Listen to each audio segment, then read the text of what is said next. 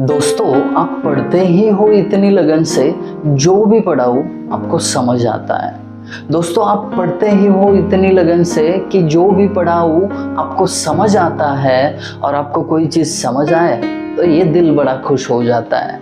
तो चलिए दोस्तों, खुशी का मौका दुगना करना चाहता हूँ। वो कैसे?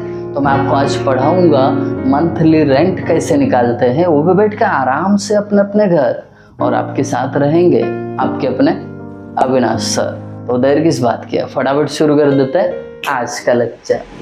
तो दोस्तों, मंथली रेंट कैसे निकालना है ये बहुत अच्छी तरीके से आप समझने वाले हो, क्योंकि आज हम सॉल्व कर रहे हैं समर 2023 का एक न्यूमेरिकल। तो ये सॉल्व करेंगे, आप समझेंगे, इसकी गारंटी मैं आपको देता हूँ। बट एक चीज़ की गारंटी आप भी देना कि अभी तक चैनल को सब्सक्राइब नहीं कर पाए हो तो इससे अच्छा मौका और कब मिलेगा। अच्छे से अभी पहले सब्सक्राइब कर लीजिए, फिर वीडियो स्टार्ट कर लीजिए। चलिए समझते हैं इस न्यूमेरिकल में दिया क्या है। कोई भी न्यूमेरिकल हो, पहले समझो उन्होंने दिया क्या है, यानी गिवन लिखना जरूरी बनता है।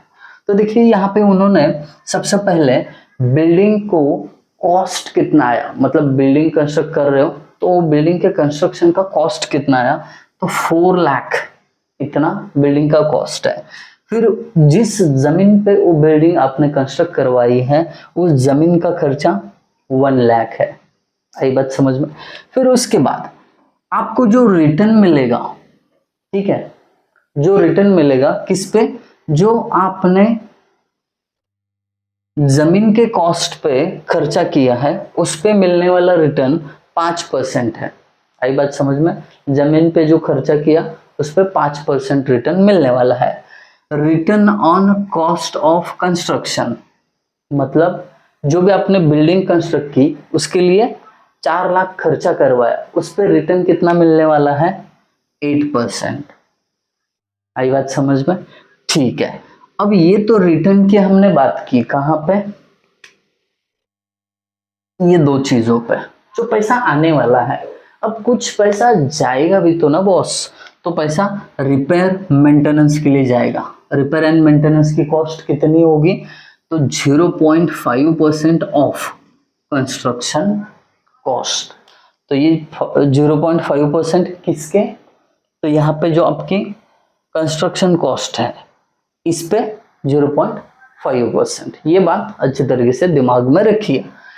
अदर आउटगोइंग्स 20% ऑफ ग्रॉस रेंट, जो बाकी खर्चा होगा, जैसे कि बिल्डिंग में कोई लिफ्ट हो उसमें लिफ्टमैन रखा हो, वॉचमैन रखा हो, तो उनके भी चार्जेस देने पड़ते हैं। तो ऐसे बहुत सारे चार्जेस मिला के 20% ऑफ ग्रॉस रेंट, किसके, ग्रॉस रेंट के 20% ये आपको देना पड़ेगा। हम बात कर रहे हैं अभी पैसा खर्चा कहाँ पे हो रहा है। तीसरी चीज, सिंकिंग फंड 500 रुपीज, तो आपको सिंकिंग फंड भी क्या करना पड़ेगा, 500 रुपीज का देना पड़ेगा। तो ये जो है ये हमारा पैसा जाने वाला है, आउट गोइंग्स, ठीक है, टोटल आउट गोइंग्स बोल सकते हैं इसको, ठीक है। तो यहाँ पे मैंने बताया आपको नेट रिटर्न पैसा आने वाला कितना है, और यहाँ पे जो है टोटल पैसा जाने वाला कितना है। तो आपको पेपर में ऐसे लिखने की जरूरत नहीं है, आपको समझने के लिए मैंने यहाँ पे लिख के दिया है, ठीक है। तो अब इतना सब कुछ देने के बाद वो बोलते हैं कि भाई साहब आपको मंथली रेंट ऑफ प्रॉपर्टी निकालनी है। तो हम कहाँ पीछे हटने वाले हैं, फटाफट शुरू कर देते हैं ना इसका सोल्यूशन।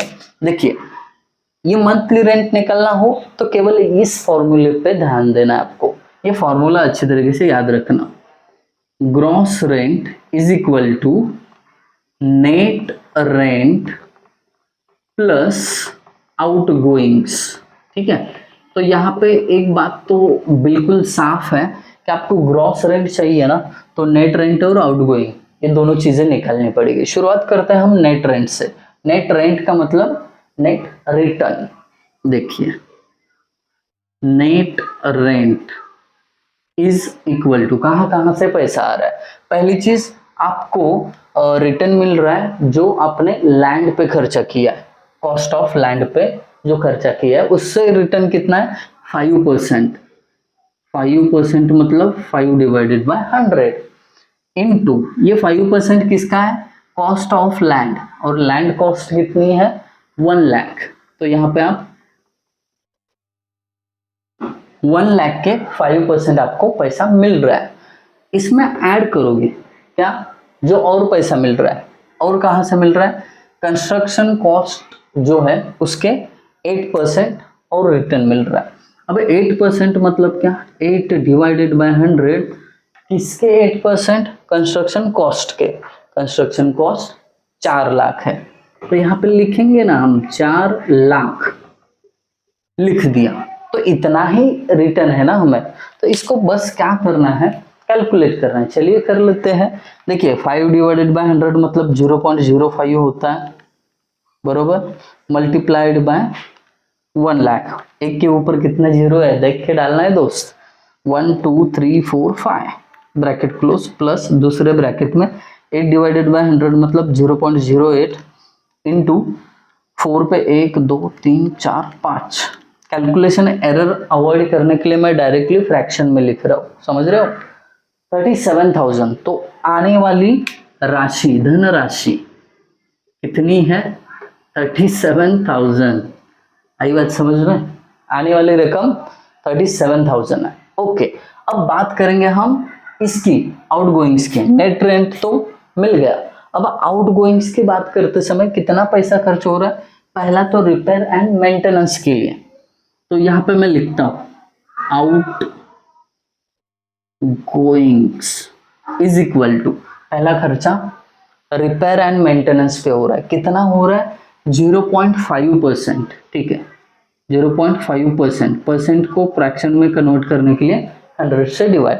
अभी 0.5% किसके हैं, कंस्ट्रक्शन कॉस्ट के, कॉस्ट ऑफ कंस्ट्रक्शन 4 लाख है, उस पर 5 0, ठीक है, ये पहला खर्चा है।